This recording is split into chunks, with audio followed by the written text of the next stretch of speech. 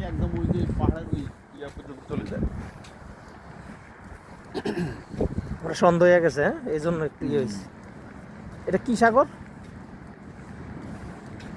এটা আপনার আটলান্টিক নদী কেন? আটলান্টিক না, না, তাদেরই নিজস্ব নদী, না না, মহাসাগরেই।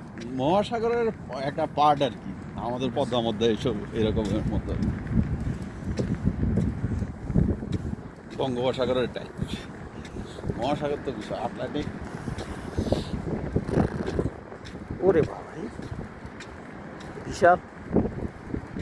এই হাইটে আসলে এই যে ওইখান দিয়ে আসবে, ব্রিজ দিয়ে আসতে হবে। বুঝছি।